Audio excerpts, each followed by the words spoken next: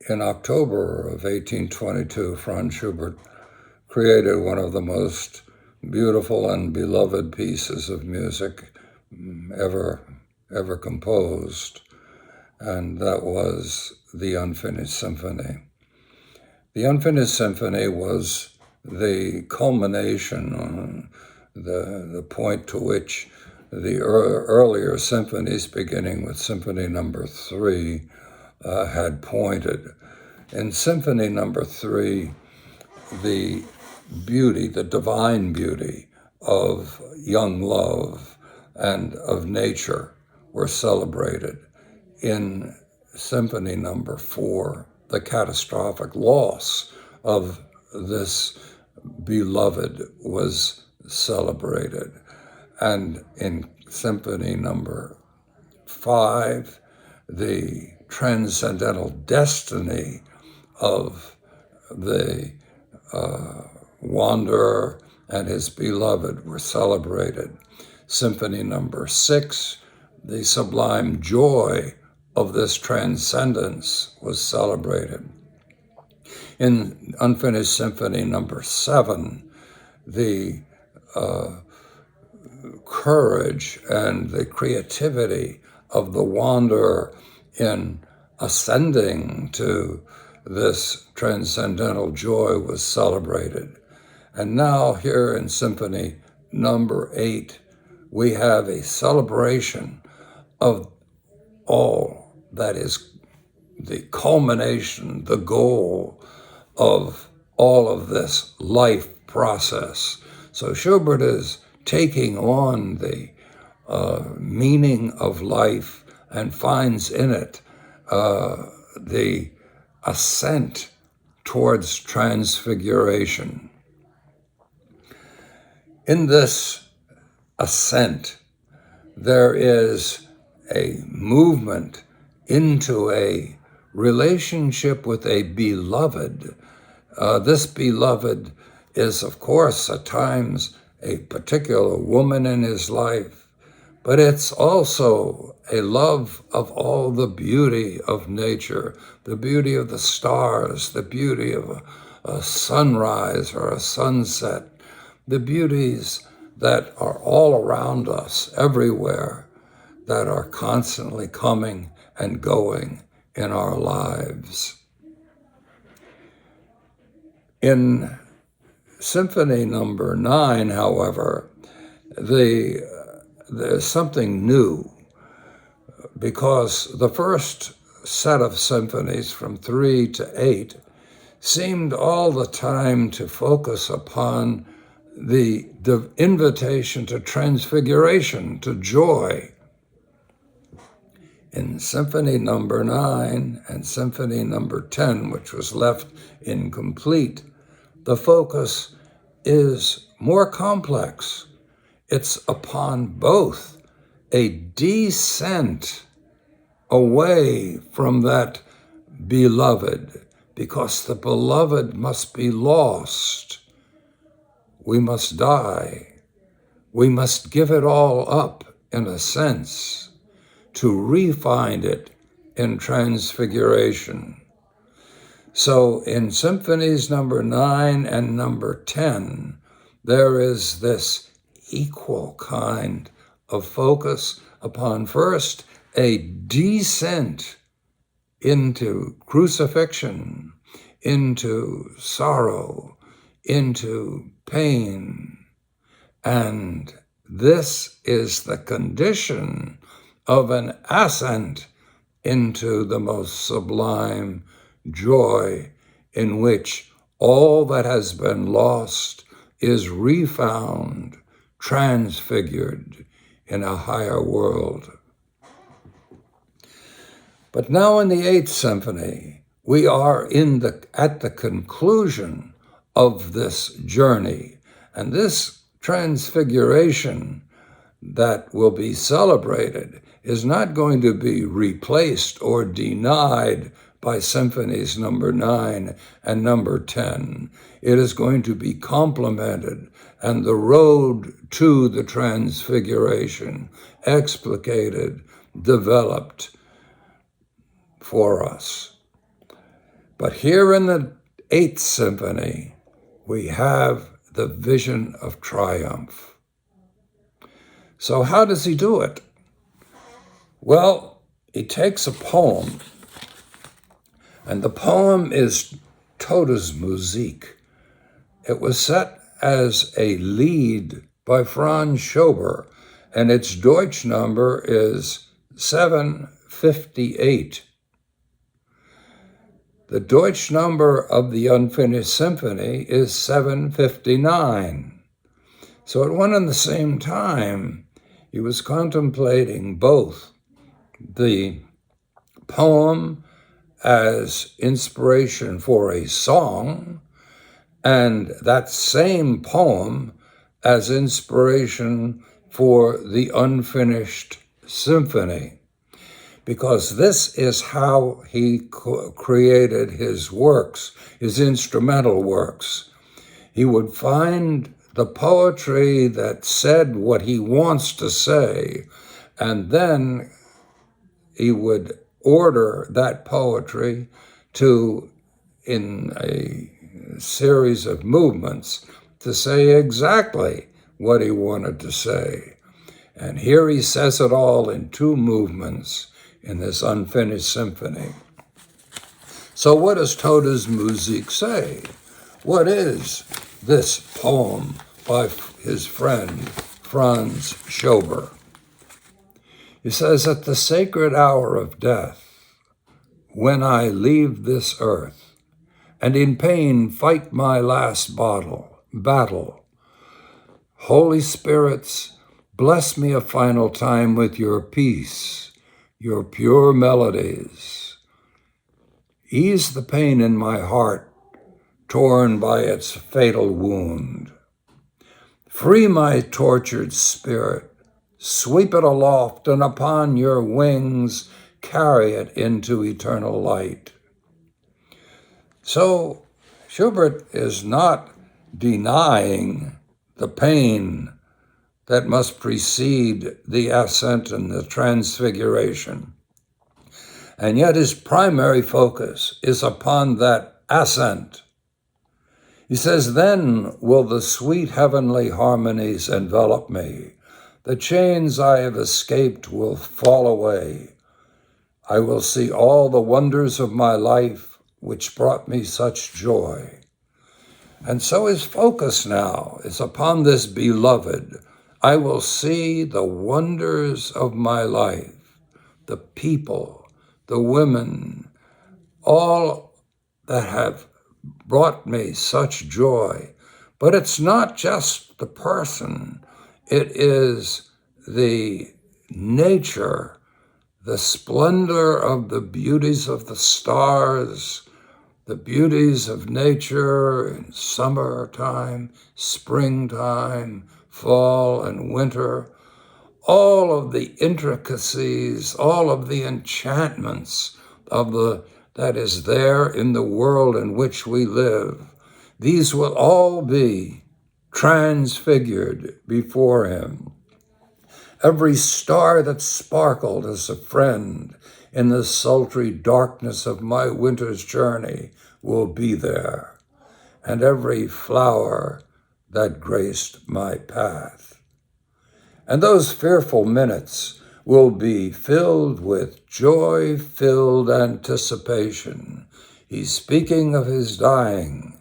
These minutes will be filled with joy-filled anticipation, and I will see all things transfigured and surrender my life in the radiance of joy. So this is the first movement. And then in the second movement, which is the culminating movement and the final movement of this abbreviated symphony. Again, Todesmusik by Franz Schubert is the inspiration. And he speaks of the sweet heavenly harmonies, the chains becoming light and falling away. And you will hear these chains fall away. All the beauty is life, the splendor of nature, the splendor of the people he loved, and especially the women he loved, because they play a central role in this. They personify the divine Sophia, the divine image, the perfect image of God that all creation is meant to be. And so he says he will surrender his life in the radiance of wondrous joy. So here Schubert is finishing up the first cycle of symphonies, and he is presenting to us the vision of transcendence, the vision of transfiguration of everything earthly that is beautiful. And the effect is mesmerizing, enchanting itself. It is our orientation to divine invitation.